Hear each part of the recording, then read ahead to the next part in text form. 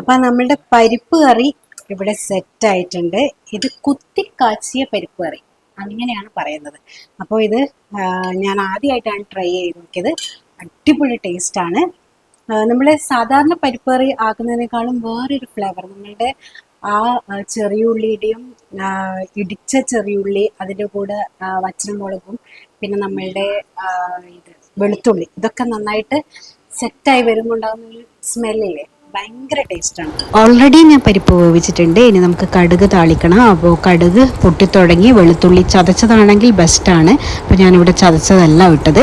ഇനി നമുക്ക് വേണ്ടത് കൊച്ചുള്ളിയും വറ്റൽമുളകും ഞാൻ ചതച്ചതാണ്, എല്ലാം ചതച്ചതാണ് പരിപാടി. അപ്പോൾ അതിലേക്ക് കറിവേപ്പില ഇട്ട് നന്നായിട്ട് മൂത്ത് വരുമ്പോൾ നമ്മളുടെ ഉപ്പിട്ട് വേവിച്ച പരിപ്പ് നമുക്കതിലേക്ക് ഒഴിക്കാം.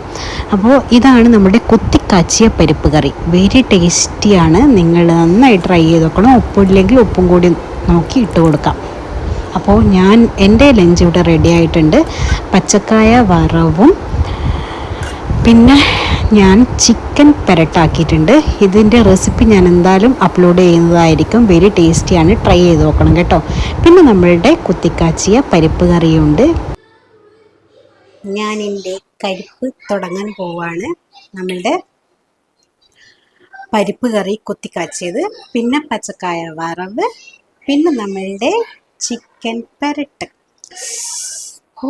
ചിക്കൻ പെരട്ടിൻ്റെ ആ മസാല കണ്ടോ, നല്ല ചൂടുണ്ട്. ഇപ്പം ഞാൻ കഴിക്കാൻ പോവാണ്. ചൂടോടെ എടുത്ത് കഴിക്കുമ്പോൾ ഉണ്ടാകുന്നൊരു ടേസ്റ്റ് അത് വേറെ തന്നെയാണ്.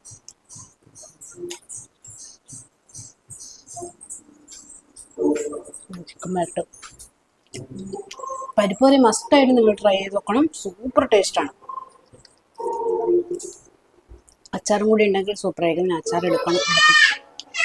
അപ്പോൾ ചിക്കൻ പെരട്ട്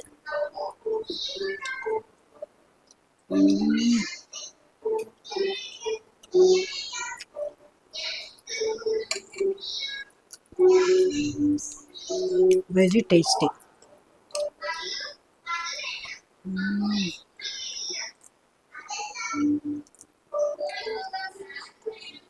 ഈ പരിപ്പ് കറിയും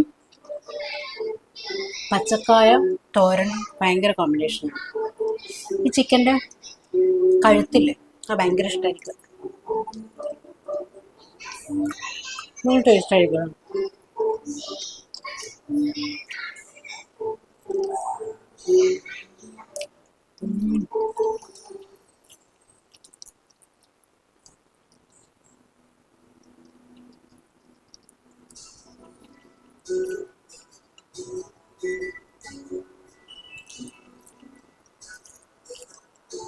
അപ്പം ഞാൻ കഴിച്ചു തീർക്കട്ടെ.